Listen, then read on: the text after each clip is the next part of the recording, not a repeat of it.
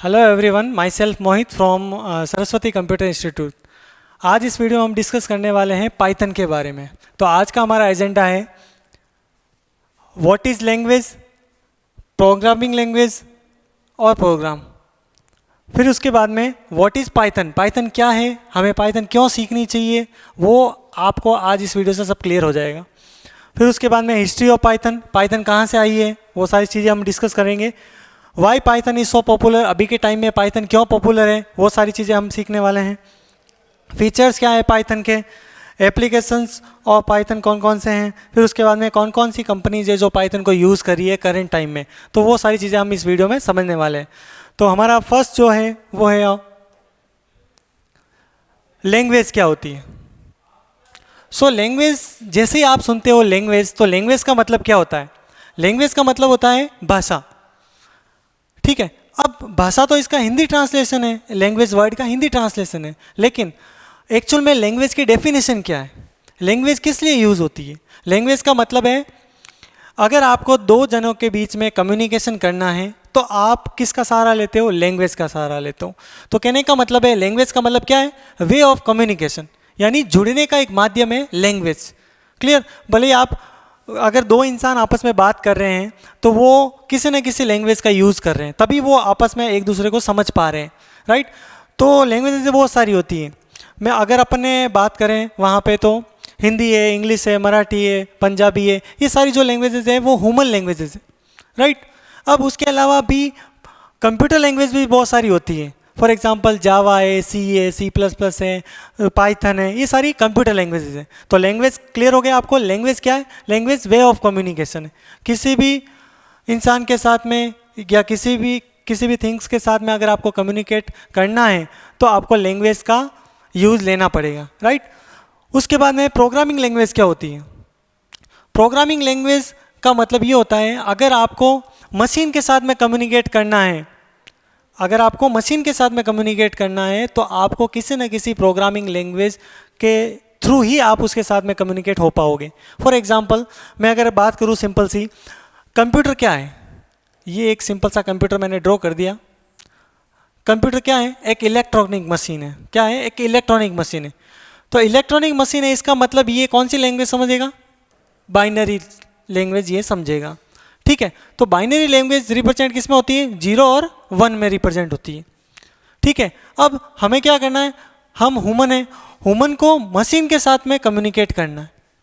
तो कम्युनिकेट होने के लिए दोनों को सिमिलर लैंग्वेज आनी चाहिए। फॉर एग्जांपल अगर आप इंडिया के हैं तो आपको हिंदी आती है, और अगर आप दूसरी लैंग्वेज में मान लो अमेरिका के हैं तो उसको अमेरिकन आती है। तो अगर आपको अमेरिकन वाले बंदे को इंडियन के साथ में कम्युनिकेट होना है तो दोनों को एक जैसी लैंग्वेज आनी चाहिए, या तो हमें अमेरिकन आनी चाहिए या उसको हिंदी आनी चाहिए, तभी कम्युनिकेशन प्रॉपर तरीके से होगा।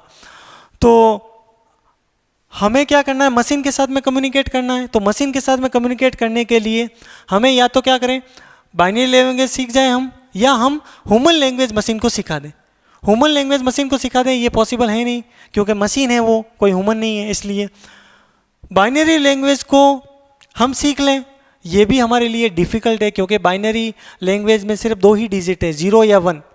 तो जैसे जैसे इंस्ट्रक्शन ज़्यादा होगा वैसे वैसे हमें उसको लर्न करना और रिमेंबर रखना हमारे लिए डिफ़िकल्ट हो जाएगा। तो साइंटिस्ट ने क्या किए कि एक नया जुगाड़ वहाँ पे निकाला है कि हम क्यों ना ऐसी ही लैंग्वेज बना दें जो इंसानों के लिए भी समझने के लिए इजी हो और मशीन के लिए भी उसको कन्वर्ट करना, ट्रांसलेट करना इजी हो। तो उन्होंने कौन सा टर्म इंट्रोड्यूस कर दिया? प्रोग्रामिंग लैंग्वेज, यानी कंप्यूटर की ही लैंग्वेज वहाँ पे बना दी, जिसके थ्रू हम मशीन के साथ में इजीली कम्युनिकेट कर पाएंगे और मशीन भी उसको इजीली ट्रांसलेट कर पाएगी बाइनरी में, राइट? तो क्लियर हो गया आपको कि अगर आपको मशीन के साथ में कम्युनिकेट करना है किसके थ्रू? प्रोग्राम्स के थ्रू। अब हाँ, प्रोग्राम्स का क्या मतलब है? यहाँ पे प्रोग्राम्स क्लियर हो जाएगा तब आपको ये भी क्लियर हो जाएगा प्रॉपर तरीके से वहाँ पे। तो प्रोग्राम्स क्या होता है?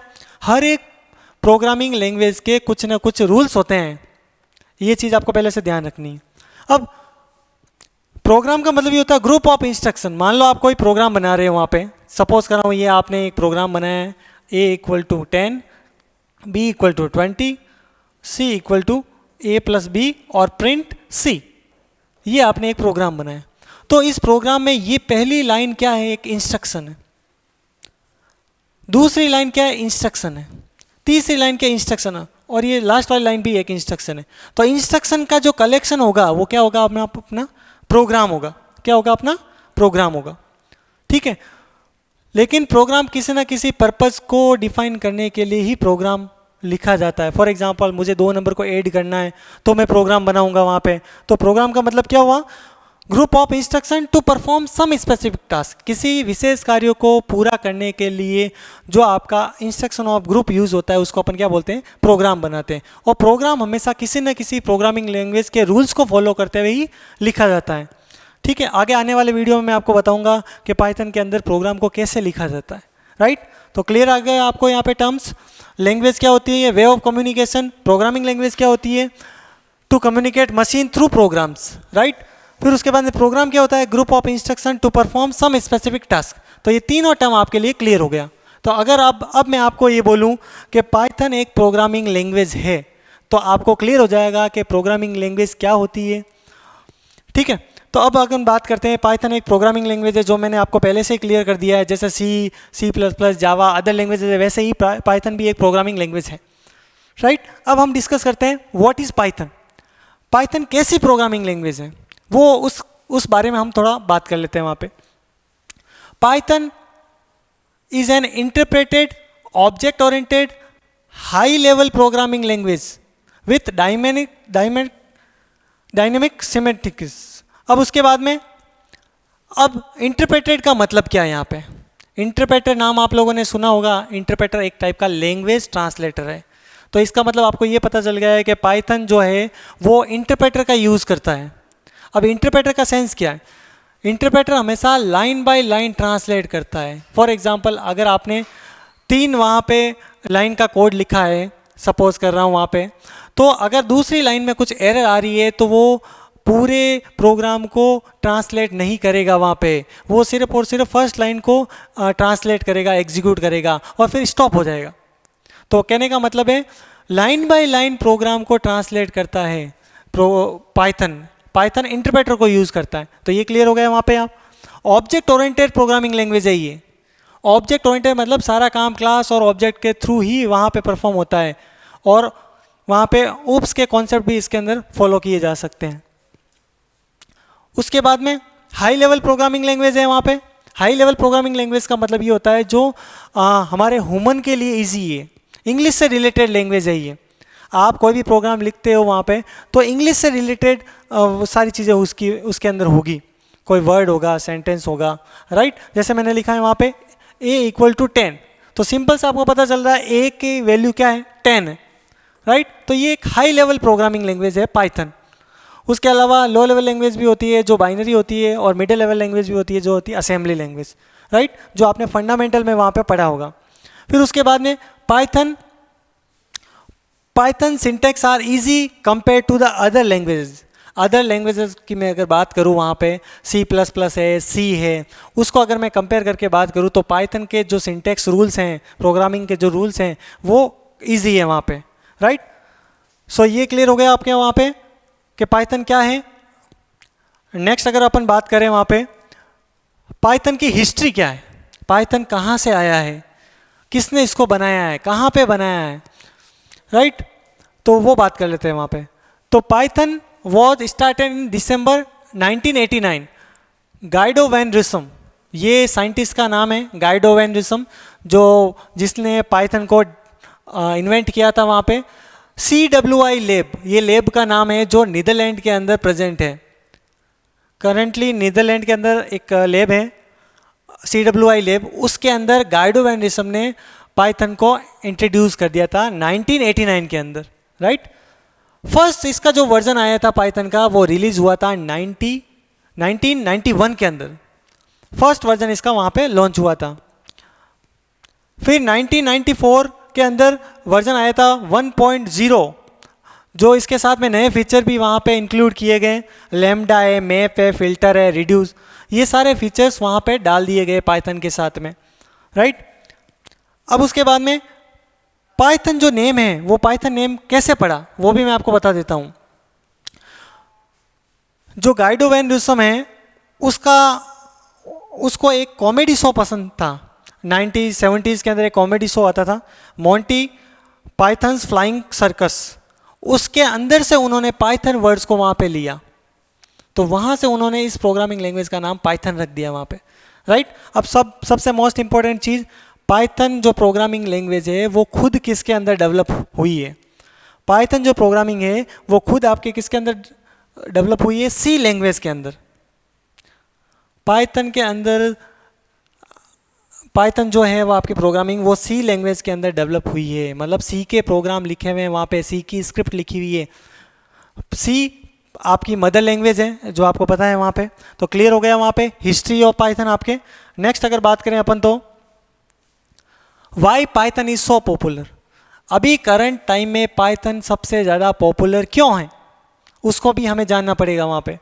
तो पाइथन क्यों पॉपुलर है? Python is a popular language for the web and software development, यानी वेब डेवलपमेंट का आपको कुछ भी करना है, फॉर एग्जांपल वेबसाइट क्रिएट करनी है, वेबसाइट डेवलप करनी है, या सॉफ्टवेयर डेवलपमेंट करना है, आपको डेस्कटॉप करना है डेवलपमेंट या वेब डेवलपमेंट करना है, तो वहाँ पे दोनों तरीके के लिए आप पाइथन का यूज़ कर सकते हो।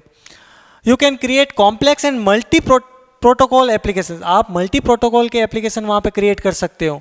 यहाँ पे कोई भी बाउंडेशन नहीं है आपके लिए, अलग अलग इसके अंदर बहुत सारी लाइब्रेरीज होती है वहाँ पे पाइथन की।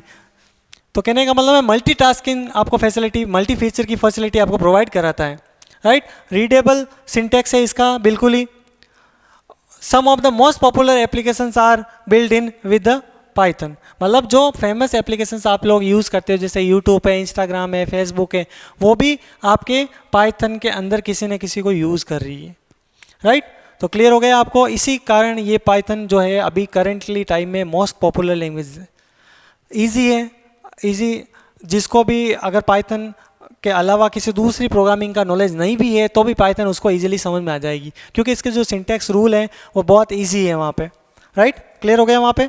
नेक्स्ट अगर मैं बात करूँ वहाँ पे फीचर्स क्या है पाइथन के, तो वन बाय वन मैं आपको फीचर्स एक्सप्लेन कर देता हूँ पाइथन के क्या फीचर है वहाँ पे।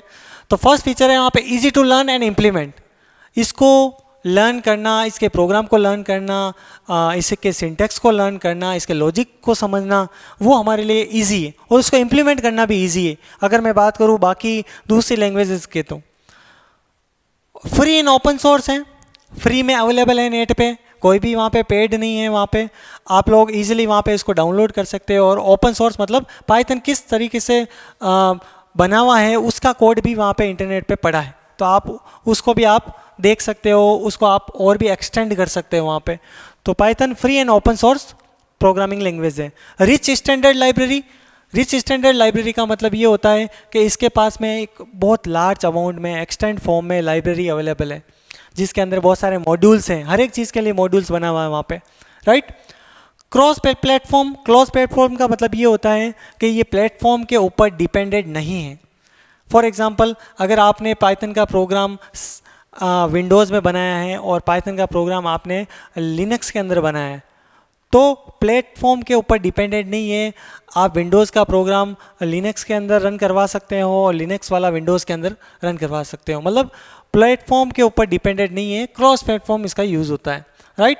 फिर उसके बाद में वर्क ऑन इंटरप्रेटर लॉजिक, जो अभी अपन ने डिस्कस किया इंटरप्रेटेड डेफिनेशन के अंदर, कि ये आपके इंटरप्रेटर के लॉजिक के ऊपर काम करता है, यानी कि 1 बाय 1 प्रोग्राम के इंस्ट्रक्शन को एग्जीक्यूट करता है, राइट। एक्सटेंजिबल लैंग्वेज है, मतलब आप अपने कुछ और फीचर्स इसके साथ में ऐड करना चाहो, एक्सटेंड करने चाहो तो भी आप इसके अंदर कर सकते हो, ये भी फैसिलिटी है यहाँ पे। GUI प्रोग्रामिंग को सपोर्ट करता है, ग्राफिकल यूजर इंटरफेस को ये सपोर्ट करता है, राइट। फिर ये object oriented and procedure oriented दोनों को फॉलो करता है। ये प्रोग्रामिंग लैंग्वेज के अलग अलग टाइप की प्रोग्रामिंग लैंग्वेज होती है वहाँ पे, जैसे स्ट्रक्चर्ड प्रोग्रामिंग लैंग्वेज होती है, ऑब्जेक्ट ओरिएंटेड प्रोग्रामिंग लैंग्वेज होती है, प्रोसीजर प्रोग्रामिंग लैंग्वेज होती है, राइट। तो ये दोनों तरीके के फॉलो करती है वहाँ पे। फिर है इंडेबल, इसका मतलब ये होता है कि आप इसके साथ में दूसरी लैंग्वेजेस का भी यूज़ कर सकते हो। आप ये चाहते हो कुछ पोर्शन आप जो सीखा है वो आप पाइथन के अंदर यूज़ करना चाहते हो तो वो अभी आप कर सकते हो। तो ये सारे ओवरऑल वहाँ पे फीचर्स है पाइथन के, राइट। उसके बाद में नेक्स्ट अगर मैं बात करूँ तो वहाँ पे एप्लीकेशंस ऑफ पाइथन, पाइथन के अंदर किस किस टाइप की एप्लीकेशंस बन सकती है, जो मैंने बताई ये ज़रूरी नहीं है कि इतना लिमिटेड है, इसके अलावा भी बहुत सारी है। ओवरऑल जो चीज़ें हैं वो मैंने यहाँ पे एक्सप्लेन की है।